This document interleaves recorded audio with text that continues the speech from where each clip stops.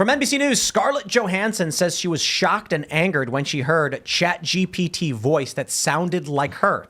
The Her actor released a statement following OpenAI pulling its Sky voice from ChatGPT, which many people sounded like her. This is the degree of insanity in which we are currently living.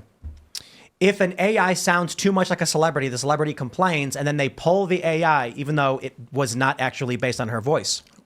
Scarlett Johansson said on Monday that OpenAI used an eerily similar voice to hers for their new ChatGPT 4.0 chatbot, despite having declined the company's request to provide her voice. Blah, blah, blah. I guess the gist of the story is they did offer. She said no. And so they found someone else who sounded kind of like her to use her voice instead. But then she was like, hey, that sounds too much like me. Oh, my God. This is intellectual property law, complete sham. It's got to be stricken. It's garbage all the way down. I think the reason why I wanted to get into the AI subject, and this was certainly an open door, is that the end is here, my friends. I believe it's the end. It was nice knowing all of you, and I am preparing to live in a van down by the river. The reason is there is an increasing trend that TikTok videos are going away. You know what people are doing? They're making completely AI-generated videos in every way. So 8 years ago, between 6 and 8 years ago, we had this Elsagate fiasco on YouTube where people were using computer programs to auto-generate videos that they could upload to YouTube that would manipulate the algorithm and they'd make money. The problem is, at this point, the computer-generated videos were rudimentary at best. They would write a simple program that says, like, first they created an animation, 2 figures doing Tai Chi and dancing to a poorly recorded version of Finger Family, a nursery rhyme. Then they wrote a simple script saying, choose at random these skins for the figures. It could be the Incredible Hulk. It could be Hitler. It could be a woman in a bikini. Any combination of colors. And so there was one that was funny where it was Hitler's head on a woman's body in a bikini doing Tai Chi with the Hulk. YouTube quickly saw this and said, no, get this stuff out of there, and deleted it. It was up for a little while. These videos were getting thousands and tens of thousands of views and making money for people. But it was so ridiculous, they got rid of it. AI has improved. And now if you open up TikTok or Instagram, you will see videos that are completely AI generated, where it's like a CGI man and he's like on a pogo stick. Yeah. And then the voice goes, did you know the world record for pogo sticks hops is 1,274? And it's playing this song. It's like boom, boom, boom, boom, boom, boom, boom, boom. You've heard the song. I know you have. And these videos all have millions and millions and millions of views. But they're not crazy. Someone, it's 100% AI. The AI chatbot program pulls a factoid, generates a quick video of it, and then, or it's a random selection of clips related to the keywords, and then an AI generated voice says it with text appearing on the screen, auto uploads it, and this is replacing all media. With ChatGPT voice and stuff like this, people aren't going to talk to people anymore. They're not going to. They're not going to listen to podcasts. You're going to get a call from your. Oh, in my case, I get a call from supposedly my son. I need X amount of dollars. I'm gonna I mean, they're going to be able to simulate your voice entirely, and you could use this to rob people, to scam them, all kinds of stuff. I'm just saying. But also reality. You're talking about the fact that we're living in a simulation. That's the problem. We are going to be living in a simulation, not even in the Matrix, but with people. I love the podcast era.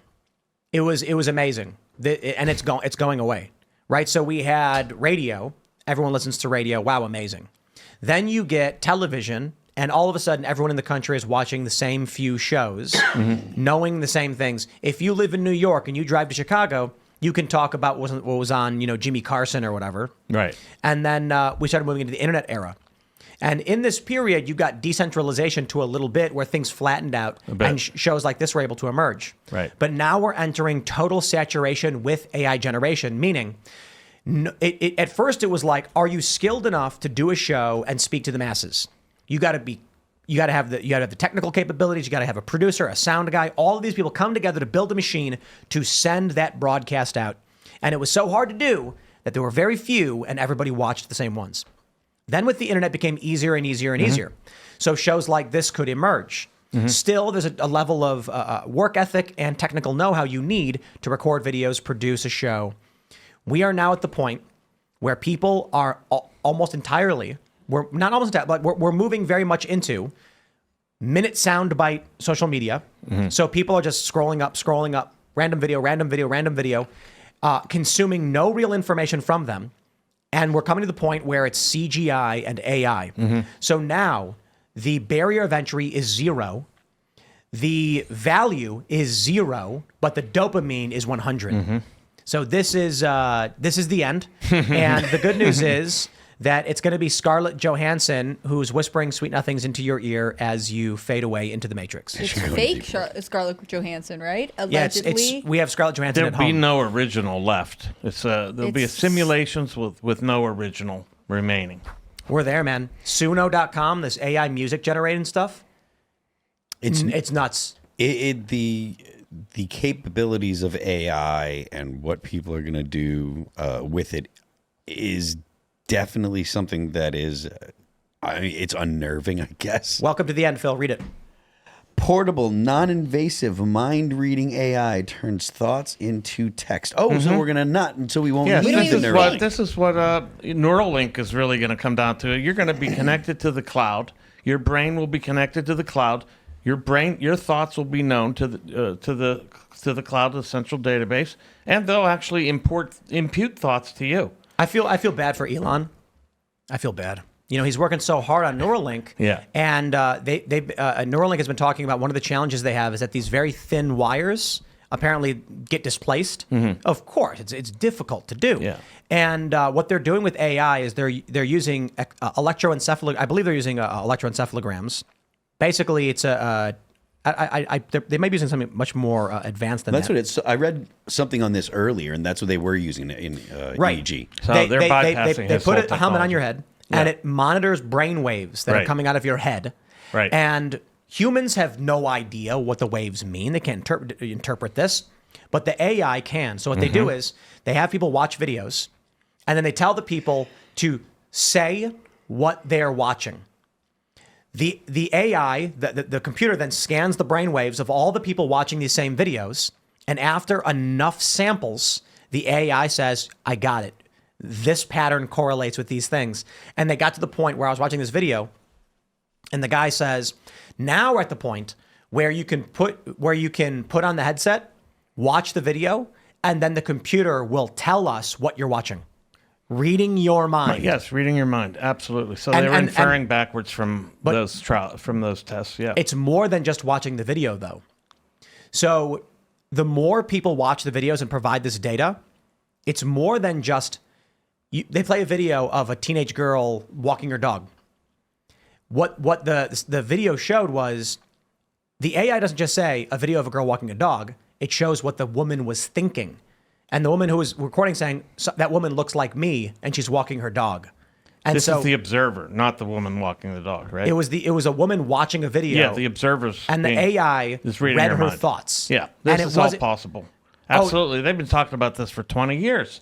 And, So we're going to get to the point where if more they, than that. Kurzweil, going back to...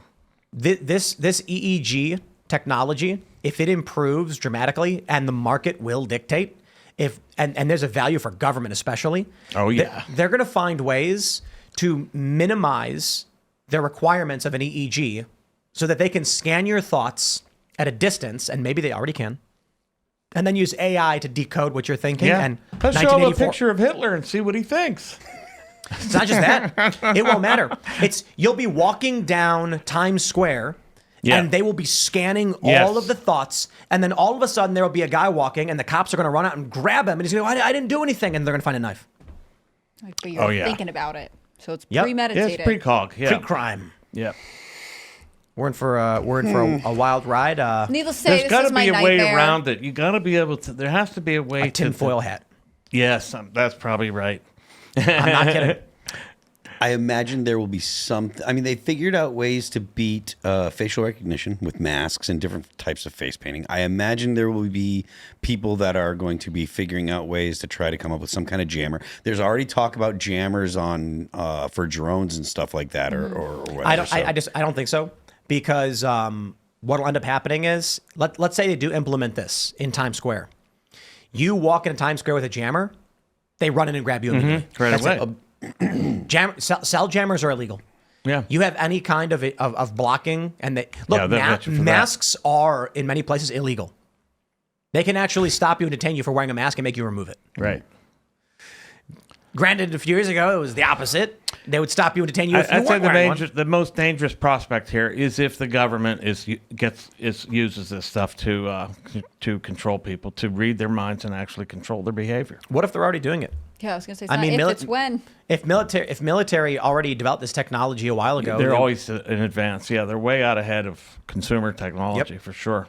This is what I thought was interesting with Colorado. Jared Polis, the governor, just signed into law the bill regulating AI or attempting to regulate it, and they're kind of presenting it as, well, we don't want you to use the algorithm to discriminate against people, so we want you to have to release certain amounts of data and whatever else. But he was like, he's a Democrat, and he was saying, like, I understand that you want to protect consumers and their privacy, but this could really stifle technology. And I think we're at this, AI really does represent this very strange knife blade, kind of thin razor line point where people are saying, Elon Musk is pointing out you can use certain technologies to help people really in need or paraplegics, wherever else. But on the other hand, in the wrong hands or just in the unknowing hands, AI could potentially be destructive.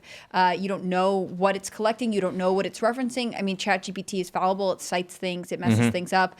And so where do we stand? Because, if you don't want government regulation, how do we keep all of these things in balance as the technology races forward? Thanks for watching this clip from Timcast IRL. Make sure to check out the live show Monday through Friday at 8 p.m. on this channel. Subscribe, and we'll see you all there.